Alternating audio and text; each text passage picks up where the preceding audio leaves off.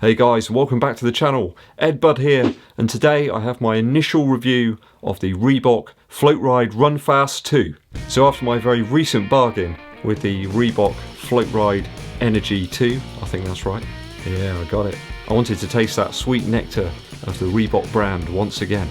Here they are in all their glory. I think this is one of the greatest looking running shoes I've got in my collection. It looks incredible. I love the shape, I love the colourway, everything about it is awesome. I appreciate it's probably not going to be everybody's cup of tea, but for me, it hits all the buttons in the right order and ticks all the boxes and all those other analogies. So I picked these up for just over £80 straight off the Reebok site. They got another one of those crazy deals going. I got it for 25% off, but now there's a further deal which is 30% off. I think that's still ongoing today if you're watching this on the initial release of the video. As per usual, I'll be giving you my own honest opinions on this tempo shoe from Reebok. We got the Floatride foam here, but also with some Pebax or Pebax, however you want to pronounce it, foam also within the midsole.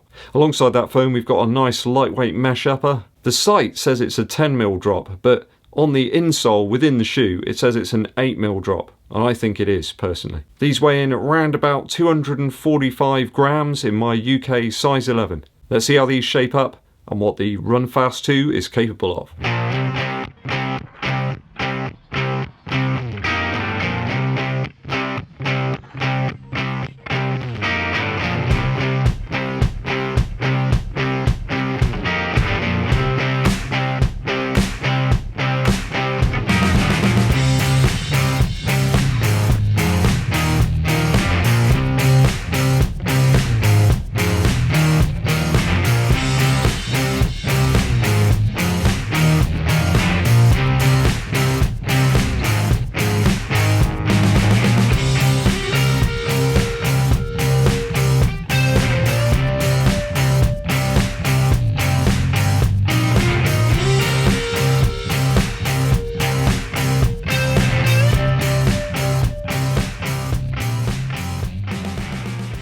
So to the upper first on this one. This shoe really speaks to me. I think the general aesthetic appearance of this shoe just really is wonderful. I remember my dad rocking some Reeboks in the early 90s on a Saturday morning. I think he was tasked with looking after me, and we always used to go to Burton's in the local shopping centre, and I'd stare at all of the running shoes and the trainers for ages and ages until we had to leave. Bizarrely, I think that shop has become a JD Sports, but sadly not very many interesting shoes in there for somebody of my age anyway. It certainly reminds me of those early 90s shoes that my dad would have been rocking at the time, but it's got some more modern hints, certainly in terms of these reinforced sections on the lacing, but the actual shape of the midsole and outsole are a little more in keeping with modern times. On my initial run, I found the upper very breathable. I think it was about 9 AM when I went out, around about 9 or 10 degrees, and it was fantastic. My foot didn't get overly warm, certainly kept them nice and cool during the run. In terms of breathability, it's not quite on the same scale as the Hyperion Tempo,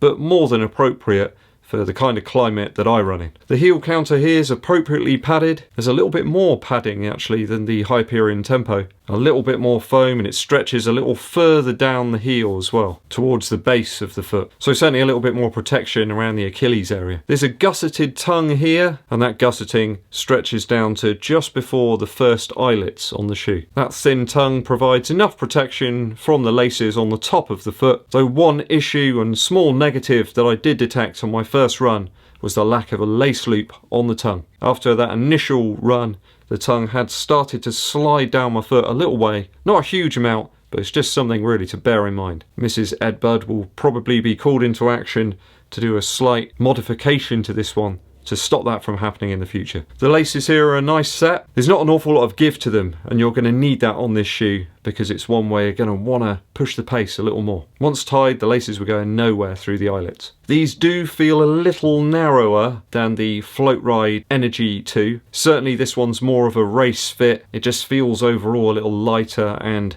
a little more in tune with a higher pace. I did feel a little more coerced to get up onto my toes with this shoe, and the upper certainly helped with that kind of feeling. So in terms of upper, initially for me, I'm going to give this one a 2.8 out of 3. Onto the midsole now of the shoe. There's not an awful lot of information out about this shoe anywhere, but from my examinations, it does appear that you've got a EVA layer and a Pebax layer in the midsole. That sort of top layer here is a lot firmer, and the one underneath certainly more in tune with something like the Pegasus Turbo 2. So Pebax is that plastic material that's kind of blown up to form the midsole on the Vaporfly and the Alphafly. I'd say that the midsole here doesn't have that same spring as those shoes, but I would say it certainly has the same non-fatiguing properties as the Vaporfly. My legs feel superb even after a harder effort this morning. There still though is some bounce in the midsole, and that became more and more apparent the further I went in the shoe. Perhaps a little break-in going on there. Certainly when I got to miles 3 and 4, I felt like I was really rolling with the flavour. So average pace in the 4-mile fartlek section of my 7-mile run was 7 minutes 12 seconds per mile, and it really did feel like butter on warm sourdough bread, possibly with a fried egg. I think cadence was about 166 steps per minute during that fartlek section. In fairness, I just treated it like a all-out, let's just go for it sort of section rather than fartlek. I don't recall consciously slowing down or speeding up. It certainly feels like a strange reversal of the Pegasus Turbo 2, where with that shoe you've got a Pebax Zoom X layer just underneath your foot, and then lower down a more durable React section. Here you've kind of flipped that round, and you've got the EVA section here, and then the Pebax in the lower section of the midsole. Interesting. The warm up and warm down sections of my run today were about 1.5 miles each. The shoes felt really good at a lower pace, not at all unwieldy or overly firm. This shoe really does present a fantastic balance for me between a responsive, firm nature of a midsole and some level of pop and energy return. I think personally, after my initial run, that the Reebok Floatride Run Fast 2 midsole wipes the floor in the midsole on the Hyperion Tempo. I'm sorry, but it really does rock, this shoe. I love it. They're about the same weight as well, but this one just feels so much more responsive and exciting to run in. So for me, after my initial run, I'm going to give this a 2.8 out of 3 for the midsole. Only loses a few points there due to the fact it was a little firm out the box. That soon drifted away. Keen to get some more miles in on this one and see if my view stays the same. Just could be a little firm for some people. Just right for me, but hey, that's just me. I'm just one in infinity. Onto the outsole now. This outsole of slanted rubber protrusions grips and grabs the road like sticky cellophane tape on the side of your table that you've carefully cut into strips, ready for speedy seasonal gift wrapping. It was really awesome on paths, works really well on small stone gravel. I really loved the sound of it actually as my foot hit the floor onto the gravel and pushed away. There was this great ripping, tearing sound. It was wonderful. It had a good old time on the grass too. Only a couple of evasive action manoeuvres today due to people who couldn't hear me shouting, "Run on your left!" Ah yeah, they were on their mobile phones, that's why.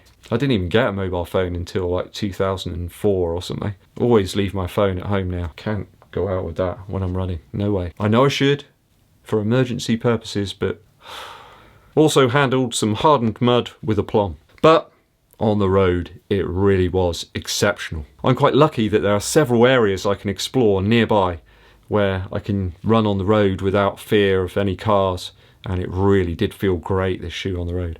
I think those rubber protrusions kind of add to the push-off and propulsion of the shoe. Certainly adds to the pacey nature of it. They are, though, rather malleable and bendy, and I'm a little worried as to how they're going to hold up over time. But I'm initially won over by the hold and traction of the outsole on this one. Similar feel, actually, to the Takumi Sen from Adidas, but with a more consistent spread of those protrusions over the whole length of the outsole. So, with my only worry being possible durability over time, I'm going to give this a 2.8 out of 3 for the outsole after my initial run. Moving on, we've got to move on to value of the shoe. So the Floatride Run Fast 2 is one of those shoes once again on offer. As I said earlier, I managed to pick this one up for £80. You can probably do the same right now on the Reebok site. What a great value shoe this is. As a special offer shoe, I'm over the moon with it. A good value offering, the quality's right up there, And I think it's a fantastic option if you're after something very lightweight for training, for tempo runs. You could use this on a daily basis, I don't see why not. You could race in it later in the year. I'm constantly impressed by the quality offerings from Reebok. Crazy fast delivery as well. This came within 24 hours, even regardless of the current lockdown situation. They are producing some high caliber efforts which are sadly overlooked due to some of the advertising power from some of the other bigger manufacturers. I can only recommend this one to you. It really is a great shoe for the cost. I don't think you're going to be disappointed. I certainly think it puts other shoes which are more expensive than it to shame. So for me, at the price I certainly picked it up, it's a 3 out of 3 for value. So that gives us a sum total of 11.4 out of 12 for the Reebok Floatride Run Fast 2.